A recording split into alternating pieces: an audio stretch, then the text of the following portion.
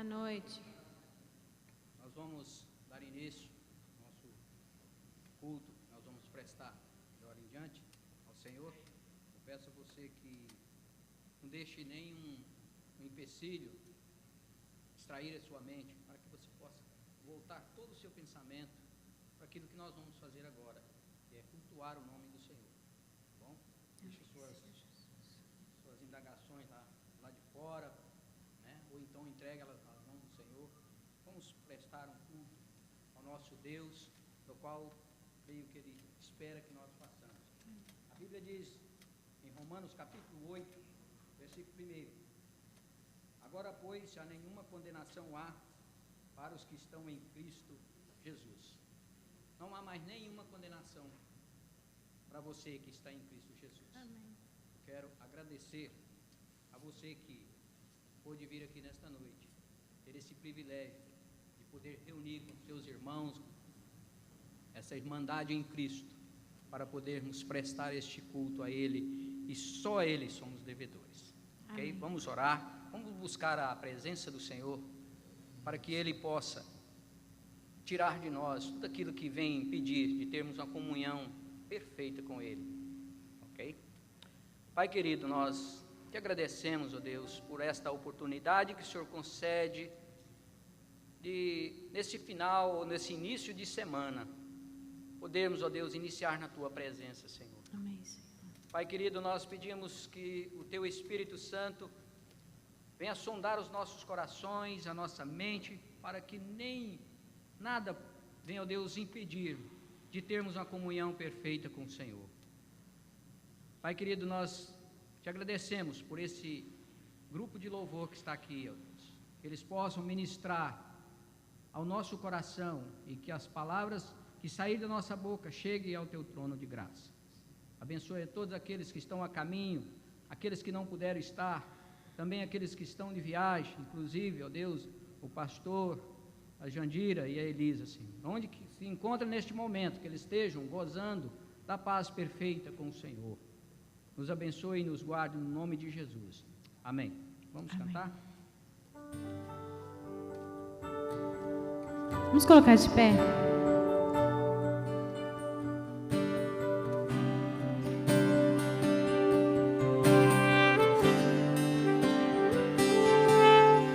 Em espírito,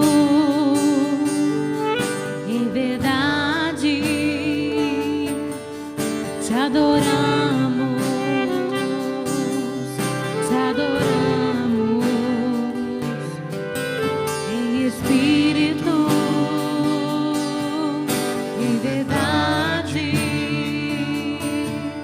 te adoramos.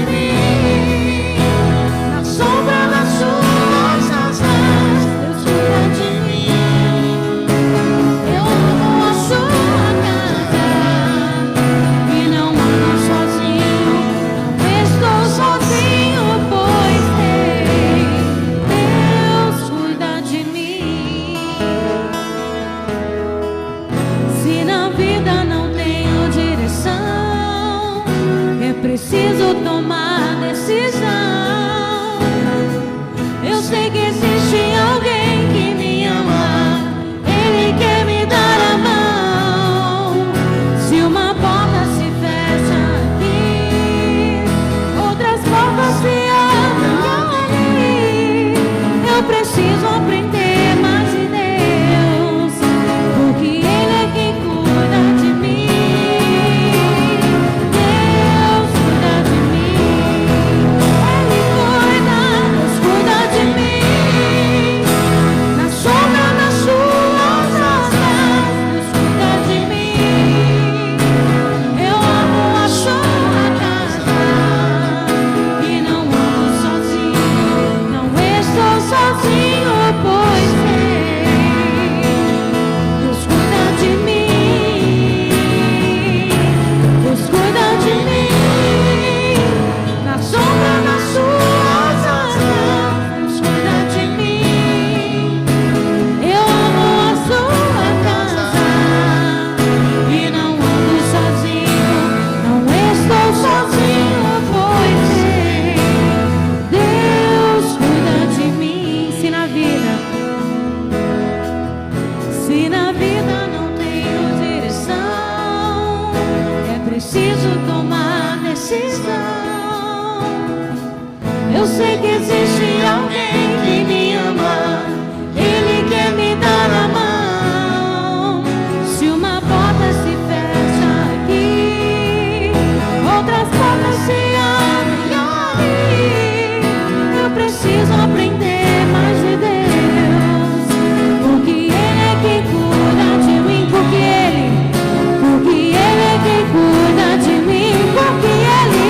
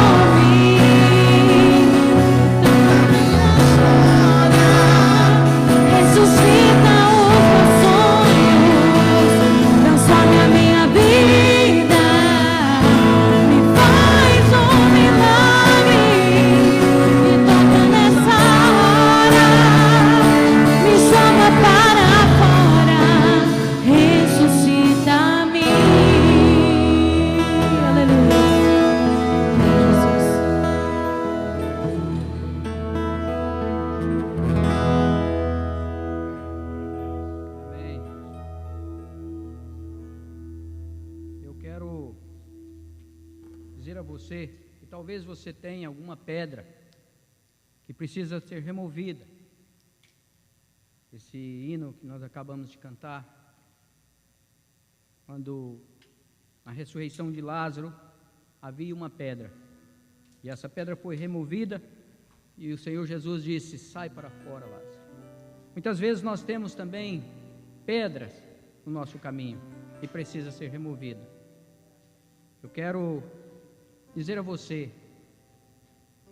que o Senhor Jesus está disposto, está com os seus braços abertos, e Ele tem todo o poder para remover toda a pedra que porventura está no seu caminho.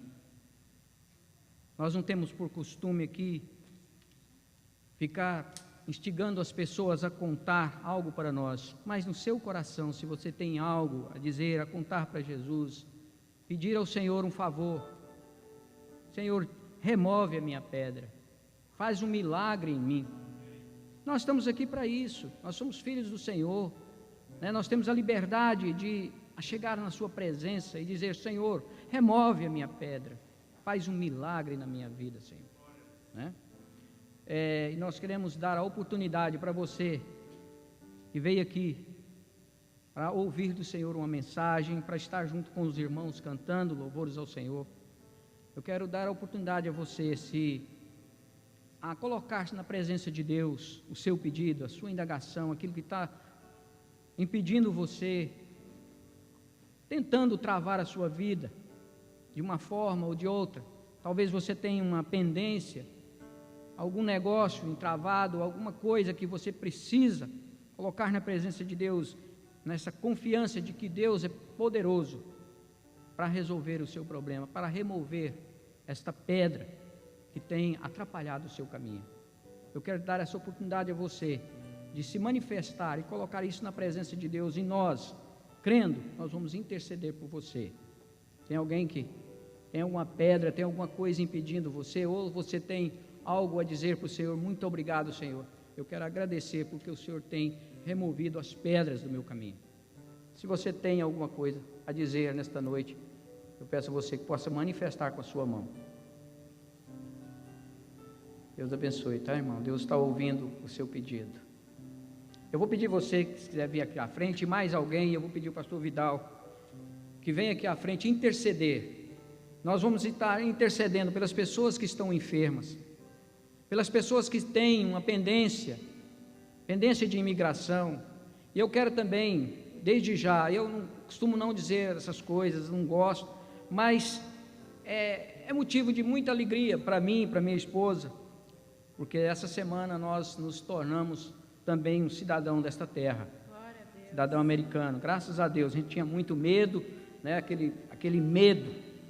E nós vamos falar nesta noite sobre o medo, quando nós devemos colocar esse medo, né, entregar esse medo nas mãos do Senhor, porque Ele sabe todas as coisas. Pastor Vidal, vem aqui à frente orar por nós, agradecer a Deus por essa vitória do servo dele aqui, da minha querida esposa Alessandra e desses irmãos. Nós não sabemos qual é a indagação deles, mas o Senhor o conhece.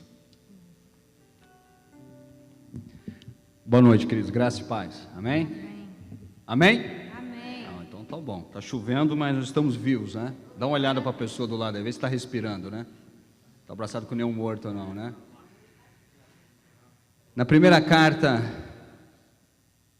do apóstolo João, no capítulo 5, verso 14, ele diz: e esta é a confiança que temos nele, que se pedirmos alguma coisa segundo a sua vontade, ele nos ouve.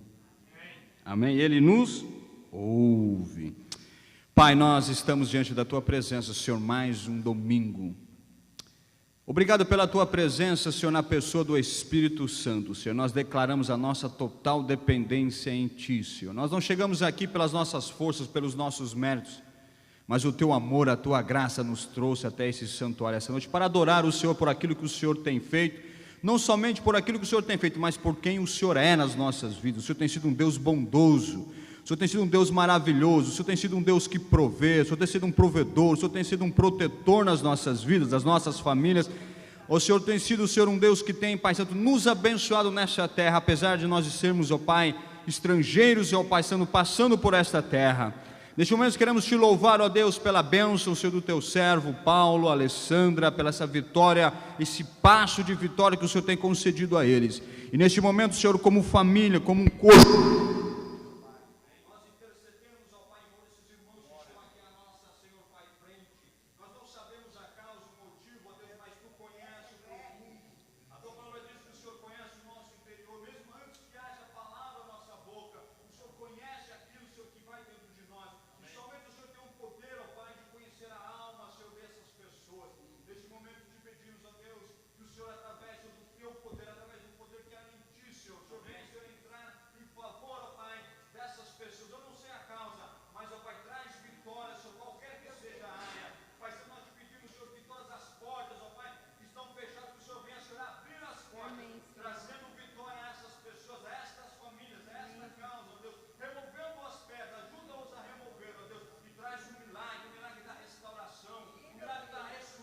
sonhos, dos projetos, ó Deus, ó Pai. Essa é a nossa petição, certo, Senhor Pai, de que o Senhor atendeu, o Senhor nos ouve, e a Ti, Senhor, nós daremos toda a honra e toda a glória, em nome de Jesus Cristo, amém. Nós vamos estar aqui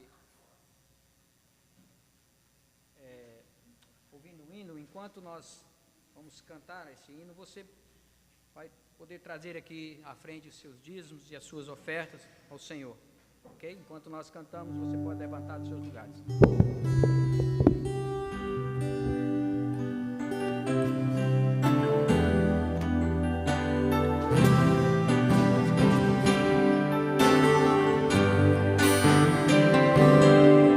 Cada vez que a minha fé é provada,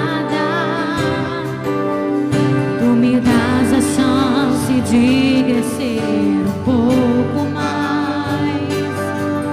As montanhas e vales, desertos e mares que atravessam e levam pra perto de Ti. Minhas provações não são maiores que o meu Deus, e não vão me impedir de caminhar.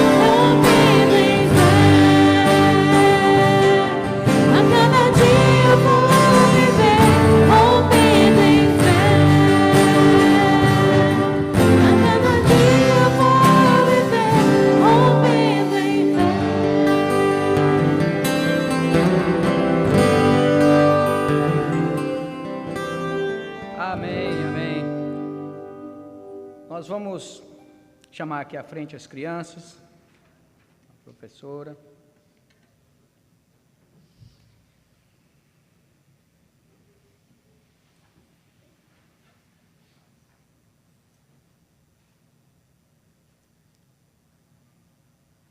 A Márcia vai orar.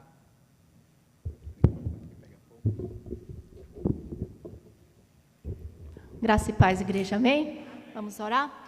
Senhor, meu Deus e meu Pai, nós te agradecemos, Senhor, porque estamos aqui nessa noite. Senhor, está chovendo muito, mas nós estamos aqui e nós sabemos que chuvas de graça estão sendo derramadas na nossa vida.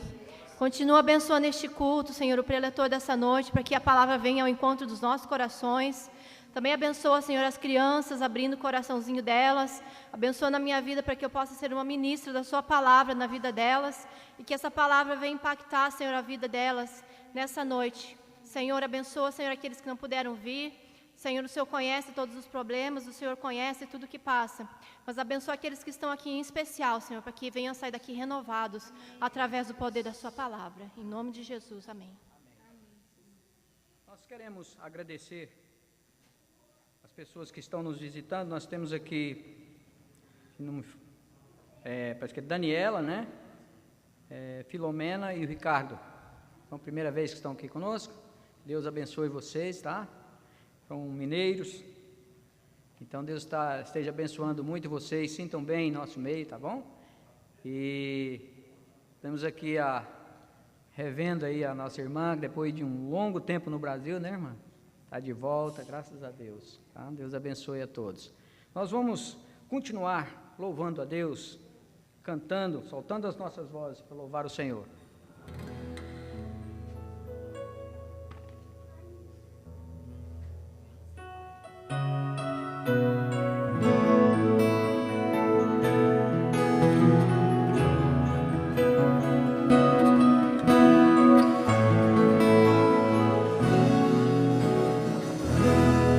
Eu não preciso ser reconhecido por ninguém. A minha glória é fazer com que conheçam a Ti e que diminua eu, para que Tu cresças em mim mais e mais.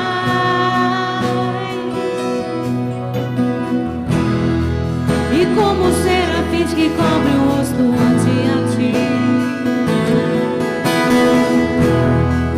escondo o rosto para que vejam Tua face em mim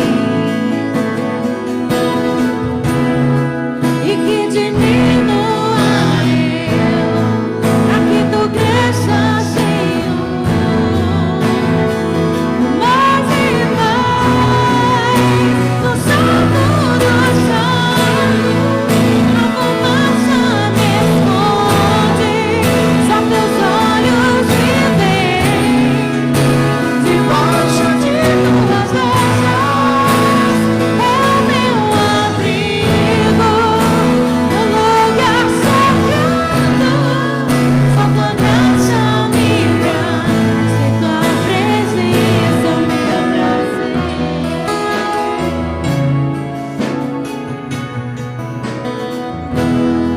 Eu não preciso ser reconhecido por ninguém. Eu não preciso. Eu não preciso ser reconhecido por ninguém.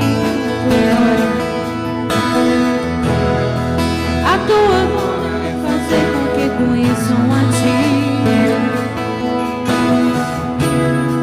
e que diminua eu, para que Tu cresças, Senhor, mais e mais.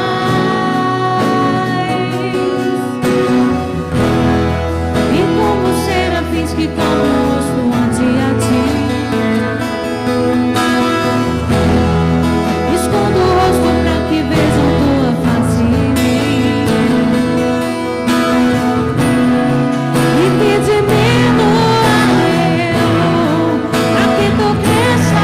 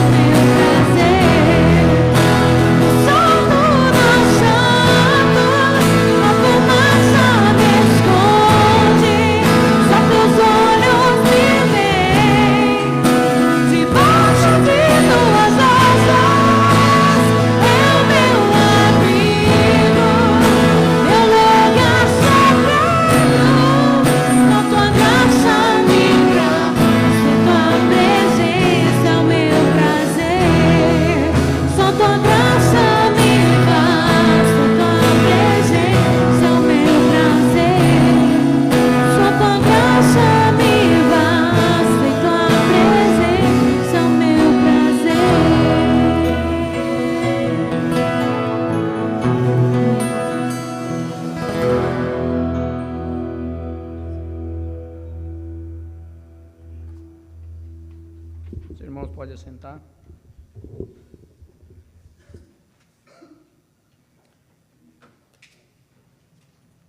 O Daniel, a Zulema e o Ricardo é membro de alguma igreja? Não? Tá bom, seja bem-vindo, tá bom? Eu quero compartilhar com vocês, irmãos, um texto da palavra de Deus, se encontra no Evangelho segundo Marcos, no capítulo de número 14.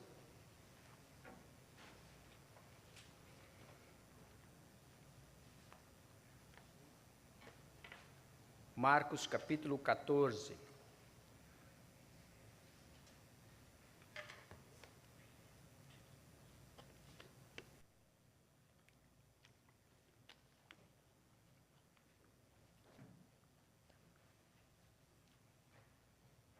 E a gente vai ler do versículo de número 32 ao verso de número 52.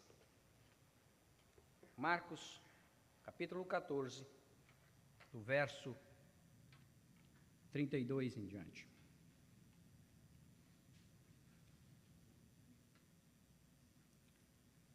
Diz assim o texto: Então foram para um lugar chamado Getsêmani. Quando ele diz então, é porque antes ele tinha conversado com os seus discípulos, ele tinha avisado para Pedro o que ia acontecer com ele, né, e eles estavam ali preparando a Páscoa. Então já Jesus tinha tido uma conversa com Pedro, e depois nós vamos ver a narrativa de tudo isso. E então é por isso que ele diz: Então foram a um lugar chamado Getsêmani, e ali chegando, disse Jesus aos seus discípulos: Assentai-vos aqui, enquanto eu vou orar. E levando consigo a Pedro, Tiago e João, começou a sentir tomado de pavor e de angústia. E lhe disse: A minha alma está profundamente triste até a morte. Ficai aqui e vigiai. Olha bem a palavra, e vigiai. E adiantando-se um pouco, prostrou-se em terra e orava para que, se possível, lhe fosse poupada aquela hora. E dizia: Abba, Pai, tudo te é possível, passa de mim este cálice, contudo não seja o que eu quero, e sim o que tu queres. Voltando, achou-os dormindo, e disse a Pedro: Simão, tu dormes? Não pudeste, olha a palavra, vigiar nem uma hora? Vigiai e orai, para que não entreis em tentação. O espírito, na verdade, está pronto, mas a carne é fraca. Retirando-se de novo, orou, repetindo as mesmas palavras. Voltando, achou-os outra vez dormindo, porque os seus olhos estavam pesados e não sabiam o que responder. E veio pela terceira vez e disse-lhes: Ainda dormis e repousais? Basta, chegou a hora. O Filho do Homem está sendo entregue nas mãos de pecadores. Levantai, vamos, eis que o traidor se aproxima. E logo falava ele ainda, quando chegou Judas, um dos 12, e com ele, vinda da parte dos principais sacerdotes, escribas e anciãos, uma turba com espadas e porretes. Ora, o traidor tinha lhe dado esta senha: a quem eu beijar é esse, prendei-o e levai-o com segurança. E logo que chegou, aproximando-se, disse-lhe: Mestre, e o beijou. Então lhe deitaram as mãos e o prenderam. Nisto, um dos circunstantes, sacando da espada, feriu o servo do sumo sacerdote e cortou-lhe a orelha. Disse-lhe Jesus: Saíste com espadas e porretes para me prender, a um salteador. Todos os dias eu estava convosco no templo, ensinando, e não me prendeste. Contudo, é para que se cumpram as Escrituras. Então, deixando-o, todos fugiram. Seguia um jovem, coberto unicamente com um lençol, e lançaram a mão. Mas ele, largando os lençóis, fugiu desnudo. Que Deus nos abençoe a leitura da sua palavra, a qual nós vamos meditar nesta noite. Deixe a sua Bíblia aberta, para que talvez você tenha que conferir a sua palavra. Pai querido, nós colocamos diante do Senhor nesta hora, quando cessamos as nossas vozes de hinos, de louvor ao Teu nome, quando agora nós abrimos o nosso coração para ouvir a Tua palavra, Senhor.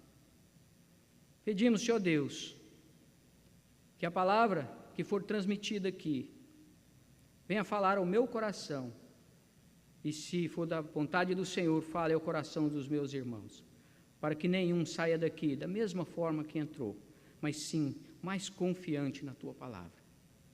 Te agradecemos no nome de Jesus. Amém. Meus irmãos,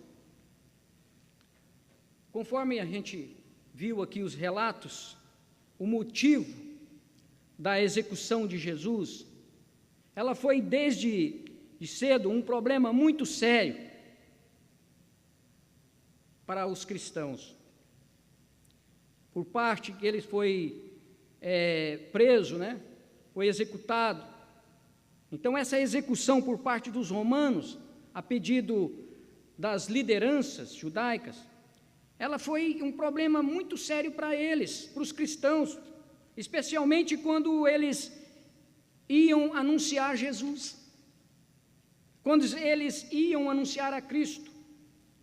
Pois se Jesus era o Messias, por que ele não impediu a sua própria morte? Não é boa? Não é isso que as pessoas mundanas fazem com a gente? Faz essas indagações para a gente? Se ele é Deus, teria Jesus fracassado na sua tentativa de estabelecer o reino de Deus aqui no mundo? Um dos motivos do Evangelho de Marcos é dar uma explicação para esses pontos, para essas indagações. E ele registra esses eventos relacionados com a morte de Jesus, de forma que nós possamos ter as respostas corretas da razão e do porquê de Jesus. Qual é a razão? Ou seja, nós começamos agora a partir do capítulo 14 do Evangelho de Marcos, o que nós chamamos de a paixão de Cristo. Outros dizem na semana que antecede a morte de Cristo, eles dizem a Semana Santa, mas nós como cristãos dizemos a semana chamada Santa, mas aqui a paixão de Cristo, onde nós temos os registros dos sofrimentos que Jesus teve que passar, em cumprimento da sua missão. Qual era a missão de Cristo? Levar sobre si o pecado de todo o povo de Deus. O que Marcos queria nos mostrar eram as causas humanas da morte de Jesus, respondendo à indagação: por que ele morreu? Por que Jesus morreu? A resposta é: ele foi traído. Se você perguntar para qualquer pessoa, ele vai dizer: ele foi traído. Ele foi traído por um dos seus discípulos. Ele foi incompreendido pelas autoridades judaicas, e o que rejeitaram e tramaram a sua morte. Se os irmãos for ver mais para trás, os irmãos vão notar lá, eles tramando a morte de Jesus. Em seguida, nós vimos a narrativa do motivo da morte de Jesus, que é fornecida por ele mesmo, quando reunido com seus discípulos na noite da Páscoa, na última ceia, e ele disse que ia morrer como sacrifício de Deus pelo pecado do povo. O próprio Jesus disse isso. E o seu sangue que seria derramado era o selo da nova aliança, que estaria sendo estabelecido para remir ou para unir o povo com Deus. Aqui no texto que lemos, nós temos o início do relato do seu sofrimento, no qual ele mesmo preconizou, ele mesmo antecipou para os seus discípulos. Ele mesmo fez isso. E, num certo sentido, Jesus começou a sofrer pelo seu povo desde o momento em que ele se encarnou.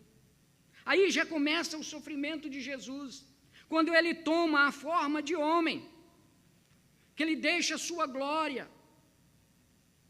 e habita entre nós, assumindo uma natureza humana dentro das suas limitações. Aí já começa então o sofrimento de Jesus. O sofrimento dele não começa lá na cruz, na hora que eles crucificam Jesus, mas já na hora que ele toma a forma de homem, assumindo uma natureza humana. Aí já começa o sofrimento dele. Durante o seu ministério, ele suportou a contradição dos pecadores, o desprezo, a oposição dos líderes judaicos, as calúnias que os mesmos levantavam, bem como as perseguições que promoveram durante todo o tempo em que ele esteve aqui no mundo. Calúnia, perseguição, foi o que não faltou para Jesus. Muitas vezes nós sentimos assim, achamos que estamos sendo perseguidos, estamos sendo maltratados, estamos sofrendo. E agora, amados, essas dores de Jesus, como servo sofredor, como filho de Deus, como cordeiro de Deus que tira o pecado do mundo, essas dores entram na sua fase mais aguda, ali mesmo, no jardim do Getsêmani.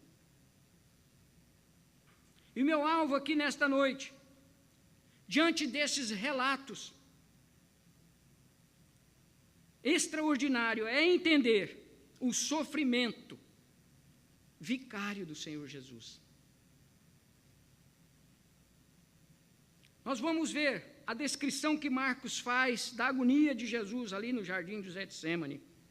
Aqui nós podemos perceber alguns pontos ou motivo da angústia no coração, na mente e na alma do Senhor Jesus. Jesus sai com seus discípulos, amado. Após a ceia, após o estabelecimento do que seria a nova aliança. Se os irmãos começarem a ler, os irmãos vão ver lá, ele dizendo, né, fazendo com eles, olha, esse é o meu corpo que é partido por vós, este é meu sangue que é derramado por vós, essa é a nova aliança no meu sangue, fazendo uma aliança comigo e com você, com todas as pessoas pecadoras. Ele sabia, Jesus sabia que estava prestes a acontecer algo com ele. Então ele tem no desejo, no seu coração, de orar. Os irmãos lembram de que todas as vezes que Jesus, aquela vez que ele acaba de fazer a multiplicação dos pães, então o povo começa a fazer aquele alvoroço todo. E ele fala assim, olha, isso vai dar problema, porque eles estavam querendo colocar Jesus como rei, como o rei de Israel, e foi isso aí, vai dar problema. Mandou que os apóstolos dele entrassem no barco e fossem para o outro lado, que esperassem ele do outro lado. Então, a narrativa de João diz que eles deixaram, lá em João 6, diz que eles deixaram um barquinho para trás, e eles foram na frente, na tentativa, dizendo assim, de certo, depois ele nos alcança. E Jesus vai para o Monte das Bem-aventuranças para orar. Então, Jesus dá um exemplo para nós, de que nós devemos também orar. Se ele era Deus, ele é Deus, ele é o mestre, e ele sentia o desejo de orar. Ele tinha desejo de orar. E nós às vezes, muitas vezes não oramos, não buscamos a face do Senhor, não buscamos a presença do Senhor. Passamos dias sem orar, fazendo aquelas orações mecânicas, muitas vezes sem sentido. O mestre aqui está nos dando, né, esta aula para nós. Ou seja, o Senhor Jesus tinha desejo, ele queria estar em comunhão com o Pai.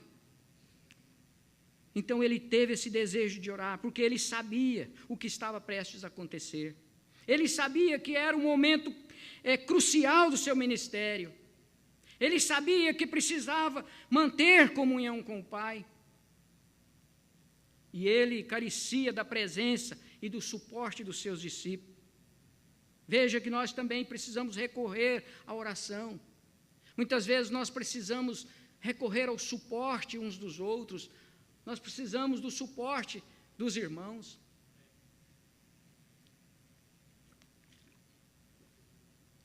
O que consiste no sofrimento de Jesus aqui? Mas aí, o que consiste no sofrimento de Jesus aqui? Primeiro, no pavor, na angústia, na tristeza da morte que se avizinhava. Aí no verso 33 e verso 34, e diz: e levantando consigo Pedro, Tiago e João, e começou a sentir tomado de pavor e de angústia. Então ele sentiu um pavor tremendo, angústia, pavor, medo que virou angústia, uma tristeza mortal no seu coração. Não podemos esquecer o fato de que Jesus era perfeitamente Deus, mas perfeitamente homem. Não podemos esquecer esse fato. Não que Jesus tinha medo de morrer, não é isso, não é medo de morrer, porque ele sabia, mas era o modo pelo qual ele morreria. Ele estaria levando sobre a sua alma humana perfeita, carregando sobre a sua natureza perfeita o pecado de todos nós, o pecado da humanidade, o pecado do povo, e a sua alma santa, a sua alma perfeita, jamais tocada pelo pecado, ela seria manchada no dia seguinte. O sofrimento de Jesus se manifesta aqui na mortificação da sua natureza humana. Aí no verso de número 35 diz que ele se adianta um pouco, prostra-se em terra e ele ora a Deus para que, se possível, lhe poupasse aquela hora. Tamanha era a agonia de Jesus. Pai, se possível, passa de mim. Mas se não, seja feita a tua vontade. A missão de Jesus Cristo era beber o cálice da ira de Deus contra os pecadores. Essa era a missão de Jesus, de beber o cálice da ira de Deus. Nós vimos aqui Jesus subjugando a sua natureza humana. Na sua natureza humana, a vontade é levantar e sair correndo, jogar tudo para o alto. Como diz muitos, jogar a toalha. Essa é a vontade humana. Mas o Senhor Jesus não fez isso. Ele não fez isso. Foi até o fim no propósito pelo qual ele veio ao mundo, que era beber o cálice da ira de Deus em favor de mim, em favor de você. Para que hoje eu e você pudéssemos estar aqui livre, falando deste amor tão grande, amor tão glorioso. Jamais, talvez até difícil de imaginar um amor tão grande. O Evangelho de Lucas, lá no capítulo 22, verso 43 a 44, diz que um anjo do céu o confortava, e as gotas de suor se transformavam em gotas de sangue, que caía até o chão, tamanha era a agonia de Jesus.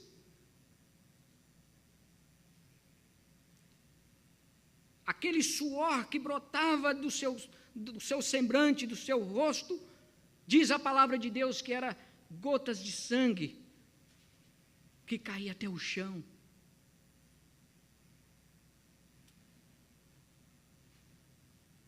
O sofrimento de Cristo consiste no fracasso também dos seus discípulos. No verso 34, diz o seguinte: e disse-lhe: a minha alma está profundamente triste até a morte, ficai aqui e vigiai. Vigiai. Era mais de meia-noite.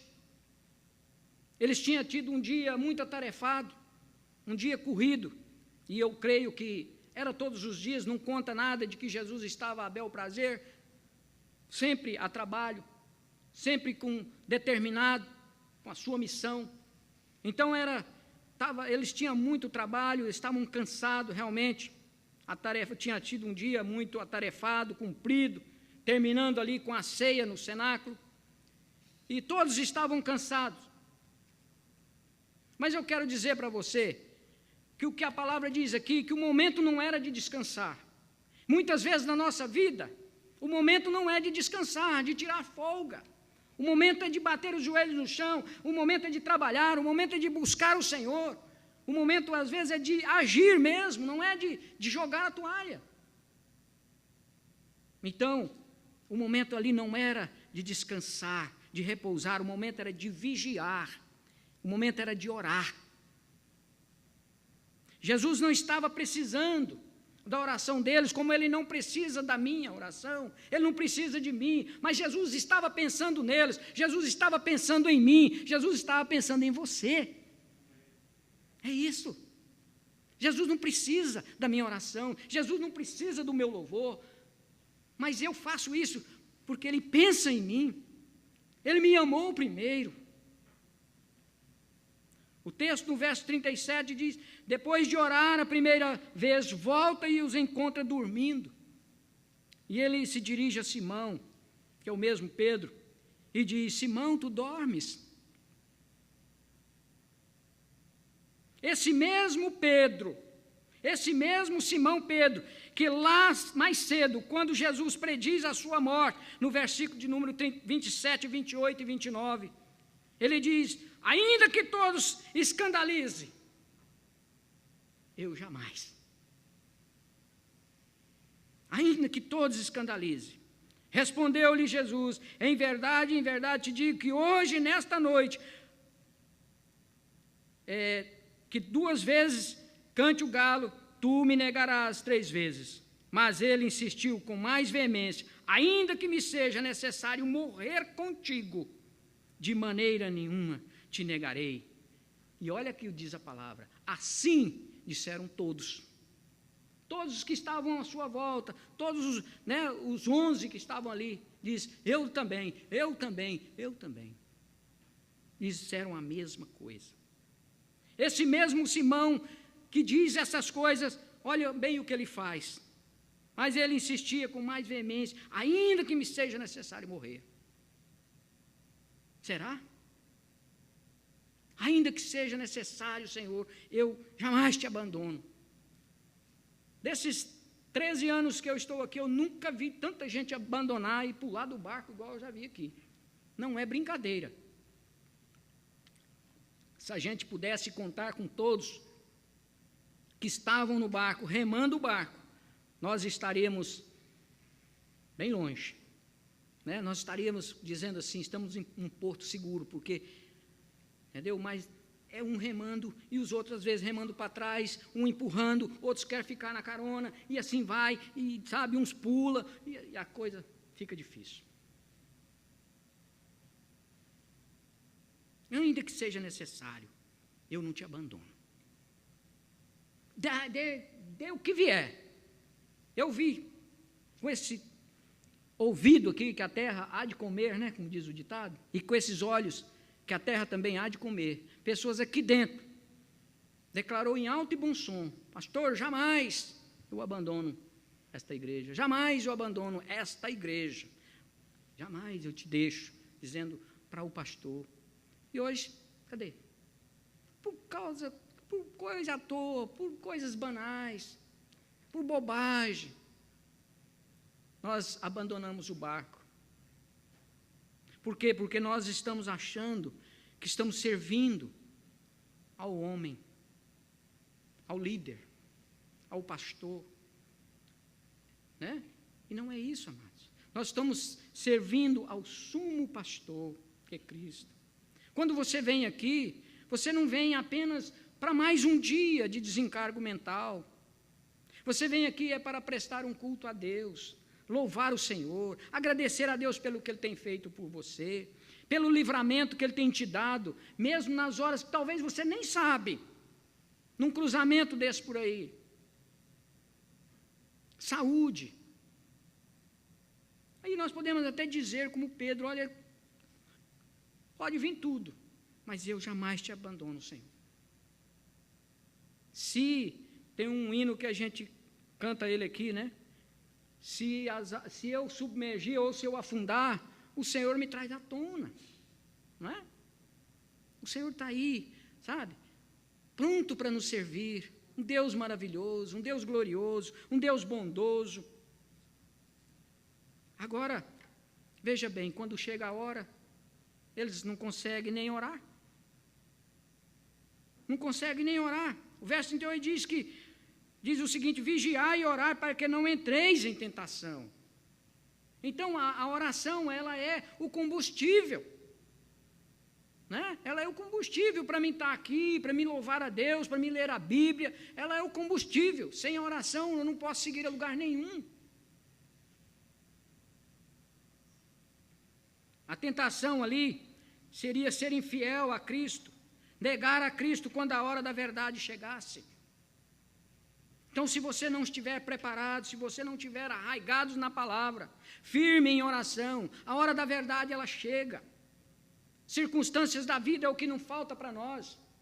Problemas é o que não falta. Você não precisa bater na porta, ele vem. Você não precisa procurar as encrencas elas vêm. Então a tentação ali seria negar a Cristo.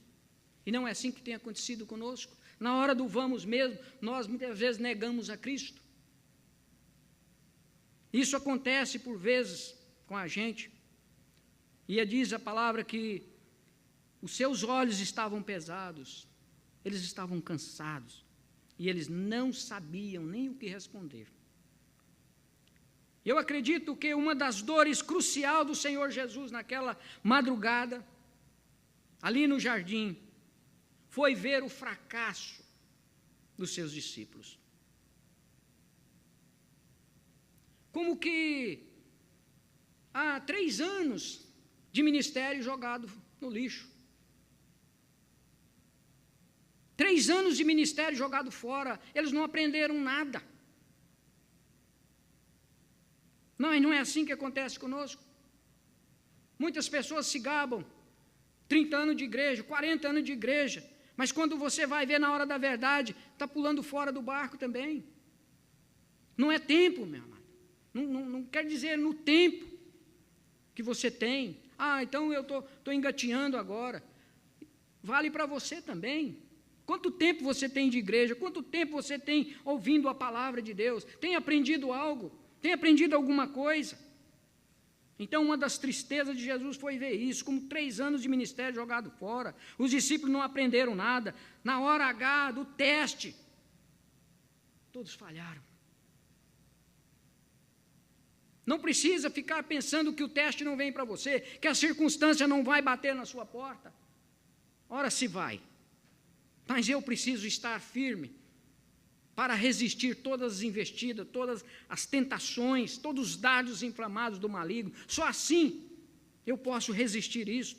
Na hora H, era preciso orar pela fraqueza da carne, mas o sono, o cansaço prevaleceu. Às vezes é preciso nós orarmos, mas o cansaço prevalece. Pessoas que fazem uma lista de oração e começam a semana toda a orar. Daí a pouco ele prega a oração na parede e fala: Senhor, aponta para a oração e deita e dorme. Já não tem mais tempo para orar, já não tem mais paciência de orar, de ficar na presença de Deus, de passar hora na presença de Deus. Estabelece para Deus um limite. Senhor, olha para aquela lista lá, o Senhor não é cego. Então o Senhor olha lá, eu não vou nem pedir, o Senhor conhece todas as coisas, o Senhor é onisciente.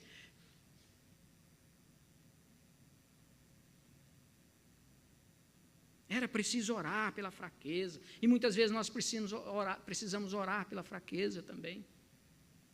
O espírito às vezes está pronto, mas a nossa carne é fraca, ela fica ali brigando contra nós. Pense que no que você tem aprendido também. O que você tem aprendido? Veja se você também não tem falhado. Aprende, e nunca chega ao pleno conhecimento. Dá vontade, o tempo todo de ficar ali dando leitinho, porque não tem condição de pegar uma comida mais sólida. Fica, se der uma comida mais sólida, desmaia tudo, e é problema em cima de problema. Bem, agora chega a hora de ser entregue, o justo, pelos injustos. O verso 43 nós lemos, e logo falava ele ainda. Ele ainda por quê? Porque ele estava falando com Pedro. Olha, vocês não... Vigiai. E quando ele estava falando,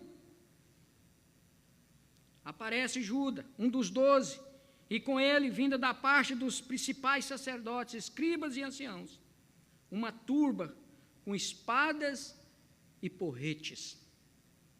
A guarda era pequena e eles saíram juntando pessoas. Ei, vamos ali prender um malfeitor. Vamos ali, o que você tem aí? Eu tenho um pau legal aqui, rapaz. Eu tenho uma burduna. Eu tenho aqui um taco de beisebol. Então vamos lá, vamos prender esse caboclo. E saíram para prender Jesus. Né? E a guarda era pequena, então eles saíram juntando as pessoas para prender um malfeitor. Aquele que deveria receber o Messias, determinaram na sua prisão como um malfeitor. Endurecidos, mal, cruéis, ingratos, dispostos a acabar com Jesus. Eu fico pensando na dor de Jesus ao ser rejeitado, ao ser incompreendido pelo seu povo. E um povo que a Bíblia diz que é um povo que ele amou. Um povo que ele amou. Eu imagino que hoje é a mesma coisa. A Bíblia diz que o Espírito Santo ele entristece quando nós fazemos algo errado. Causa dor. A Bíblia diz que ele veio para o que era seus, mas os seus não o receberam. E eu digo isso, ainda digo graças a Deus, porque ele veio para o que era seus, os seus não receberam, então ele passou essa bênção para todos nós. Que dor, que sofrimento, meu amado. Uma dor ainda maior de ser traído por um dos seus apóstolos, os seus discípulos.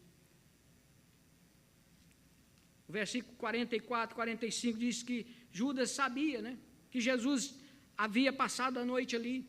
Ele tinha todas as informações. E ele então pega aquela informação e passa aquela informação por 30 moedas. Amados, muitas vezes nós estamos vendendo a mesma coisa, mercadejando a palavra, até por menos, fazendo barganha de todo tipo, entristecendo o coração do Senhor, com as nossas ações, com a nossa maneira de viver. Ele estabeleceu uma senha que era o seguinte: olha, eu vou chegar lá.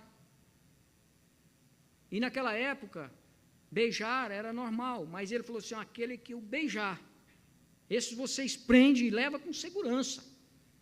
Por quê? Pedro sabia do Pedrão que estava lá, né? Ele sabia que Pedro podia reagir e a coisa não ficar bonita para o lado deles. Então ele falou assim: prendei-o e levai com segurança, porque senão vai sobrar para mim também. Então eu vou chegar lá e eu vou beijá-lo, e é esse o homem. Judas, há pouco, amados, ele tinha acabado de comer com Jesus lá no cenáculo. Ele tinha acabado de colocar a mão no prato com Jesus. Comeu com Jesus. Com certeza, Judas também, amando do Senhor, pela autoridade que lhe era dada, Judas também fez milagre. Judas também curou pessoas. Judas era um dos 12 que andava com Jesus todos os dias, 3 anos. Foi possível de fazer isso com Jesus, de traí-lo. Agora ele, vem com a turba, comandando aquele pelotão para prender Jesus. Existe uma dor maior do que essa, de ser traído por uma pessoa que você confia? O que mais a gente vê hoje é isso: rapaz, eu não gosto de fulano porque fulano me traiu. Fulano era para ser meu amigo, mas ele fez isso comigo. Ele tinha que depor a meu favor em tal causa, assim, mas ele me traiu. É o que mais a gente vê. Pessoas magoadas com o outro por causa de alguma traição. E aqui Jesus foi traído. Depois de 3 anos de experiência com Jesus, experiência íntima, não tem hoje professor de teologia, mestrado, doutorado, ninguém melhor do que Jesus. E eles tiveram esta comunhão íntima com esse mestre por excelência. E depois de tudo isso,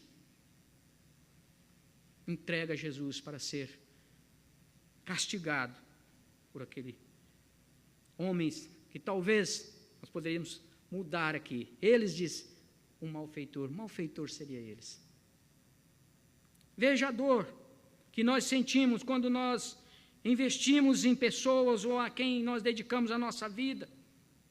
Ensinamos desde a terna infância. Pessoas que nós acreditamos, nós investimos nele. Damos tudo, damos crédito para essa pessoa, ou seja, para um filho, investe no filho, faz tudo. De repente ele toma um outro rumo, uma outra direção. Tanto que dá trabalho para você criar um filho, né? Na disciplina, no conhecimento, leva para a igreja, ensina os melhores caminhos. De repente ele toma um rumo diferente. Esta dor que nós sentimos, isso é muito doloroso. É muito doloroso. A dor de ser preso como um malfeitor. Versos 48 e 49, disse-lhe Jesus: saíste com espadas e porretes para prender-me, como a um salteador? Todos os dias estava convosco no templo ensinando, e não me prendeste, contudo, é para que cumpra as Escrituras. Jesus estava com eles todos os dias, mas eles estavam tramando a sua morte. Jesus estava sendo preso, irmãos, na surdina, na carada da noite, longe do povo, sem chance de defesa. Vergonha, a dor, a humilhação de ser preso daquela forma. Aqui nos Estados Unidos, eu acho que até o Brasil hoje é normal, né? A polícia bota um par de algemas numa pessoa por qualquer motivo. Se eles sentir que é perigoso para eles, eles colocam a algema. Para eles é como se fosse um reloginho de ouro. Mas é vergonhoso. Agora imagina Jesus naquela cena, sendo preso injustamente, sem defesa. A dor da fuga dos apóstolos, vendo todo mundo fugir, e ele ali, sozinho, sendo abandonado, né? A fuga dos apóstolos, verso 50, diz que então deixaram todos e fugiram. Aqui diz todos, ainda restou um, né? E nós vamos ver. E isso tudo, amados, começou quando? Deixaram de orar. Começou com a falta de oração. Eu quero dizer a você que todas as quartas-feiras nós nos reunimos aqui, às 7:30 para orar. Para orar. Orar para quê? Orar por quê? Porque quando eu vejo pessoas que não dão valor, não valorizam isso, eu imagino que eles pensam assim: orar para quê? Orar por quê? Veja que toda essa tragédia começou pela falta de oração. Não vigiaram? Olha no que deu. Tudo começou por isso. Eles não oraram e quando chegou o momento, perderam a visão espiritual, reagiram na violência, na espada, carnalmente, como um qualquer. É assim que nós reagimos. Quando nós não oramos, quando nós não buscamos a presença de Deus, a tendência nossa é reagir carnalmente, é responder carnalmente, é agir na violência, na força da carne.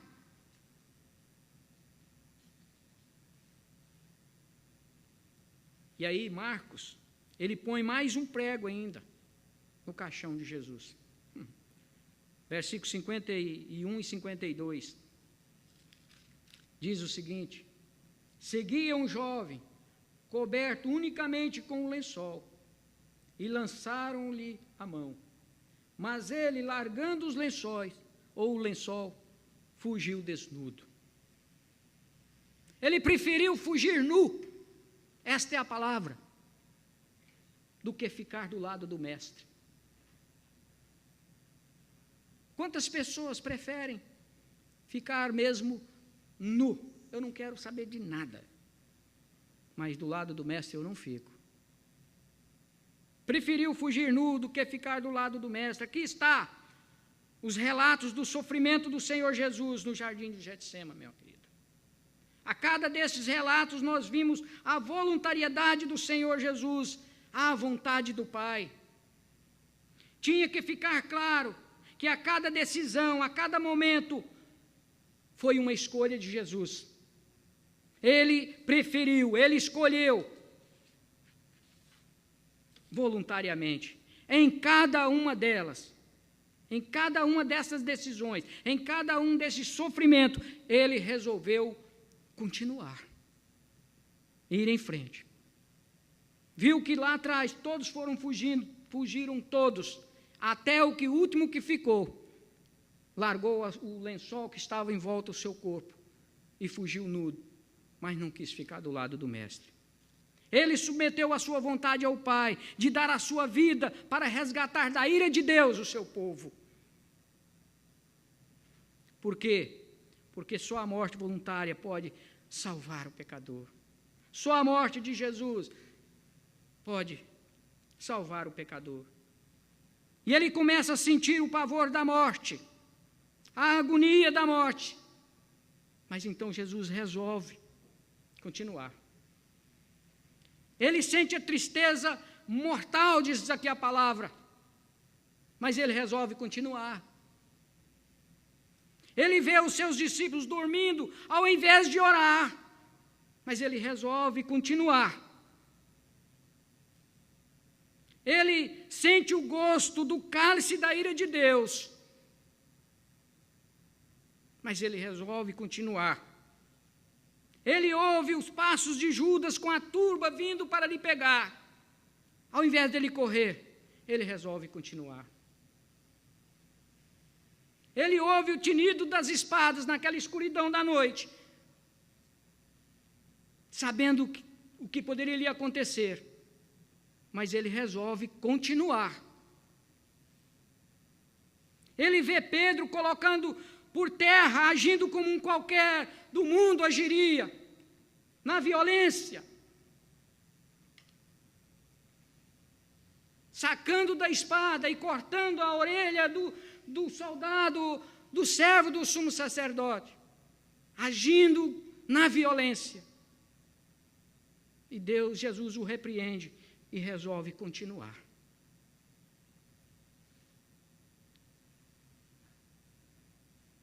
Ele vê os seus apóstolos fugindo todos. Todos. Mas ele resolve continuar.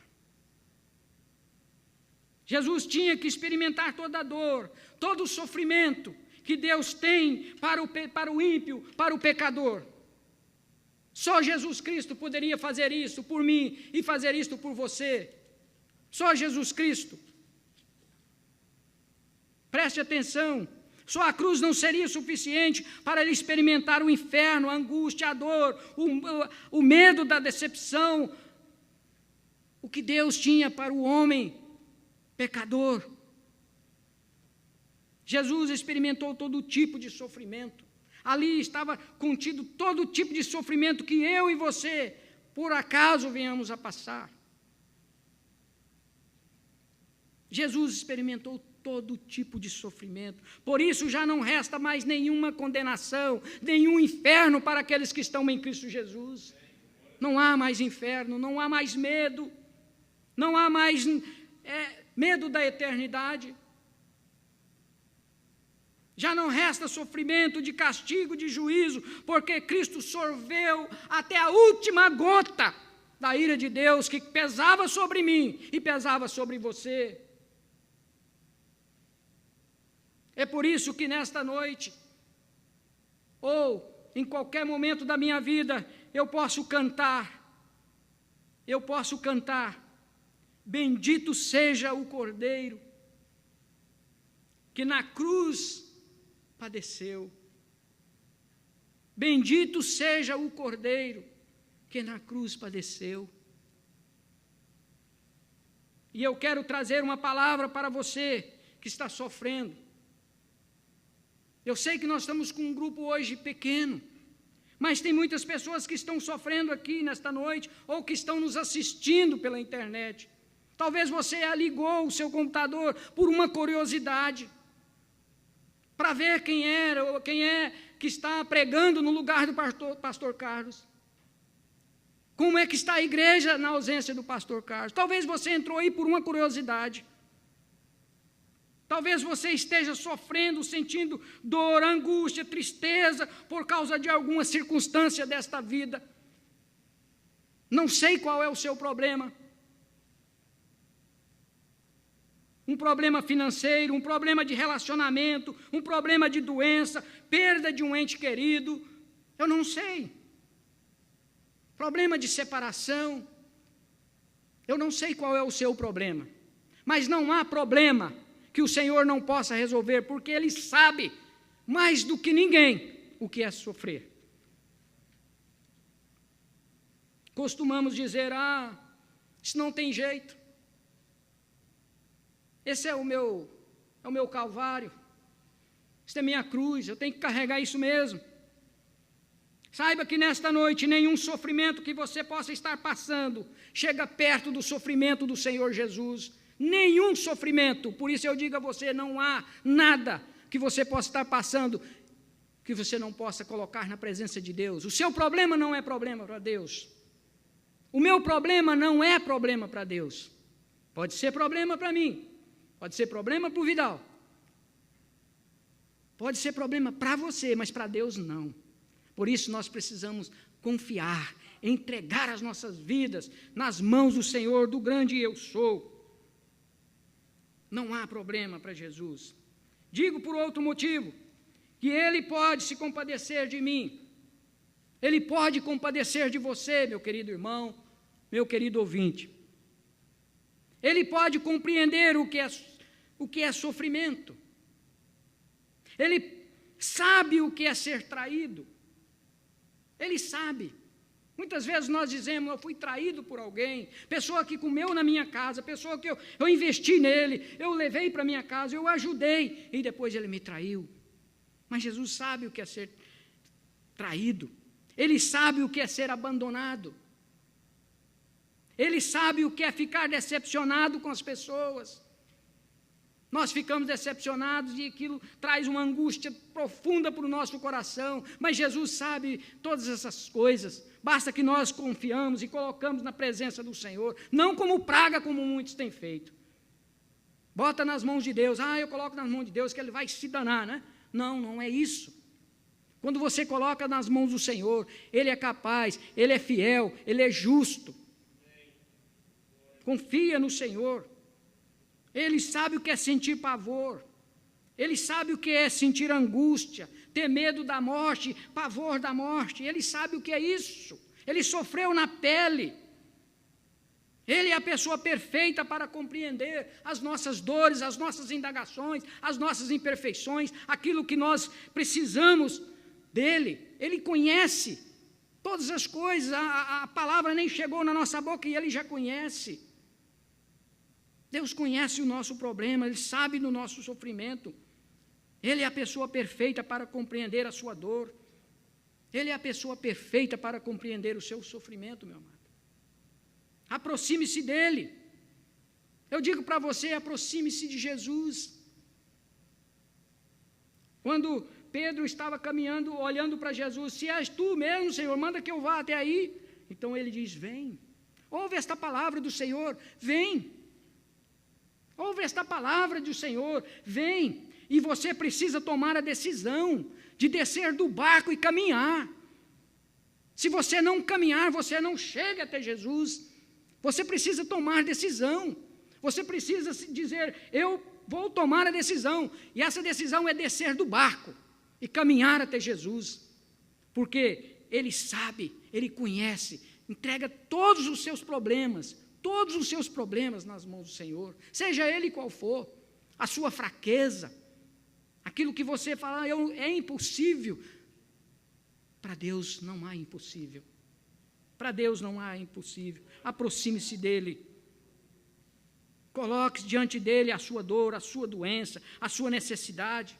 E você encontrará na pessoa de Jesus o Salvador perfeito, que se compadece de mim, que se compadece de você. Eu queria trazer para você nesta noite esta mensagem ao seu coração, dizer para você: confia no Senhor. Confia no Senhor, jamais Ele te abandonou e Ele não vai te abandonar. Mas para isso você precisa descer do barco. Descer do barco exige um esforço seu e caminhar sobre a autoridade da sua palavra. Vem.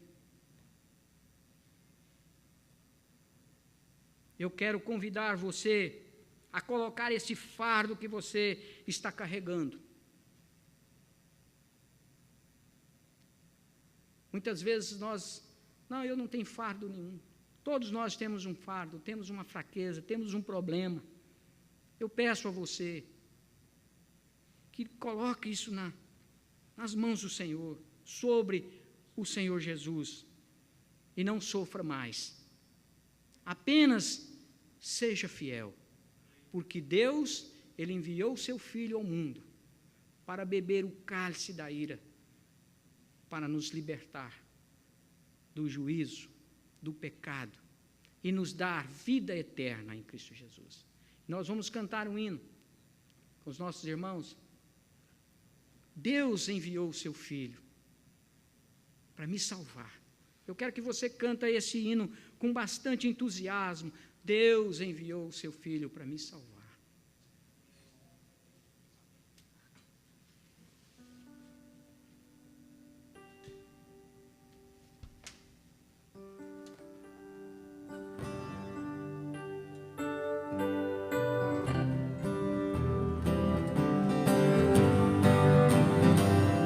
Deus enviou seu Filho amado pra nos salvar.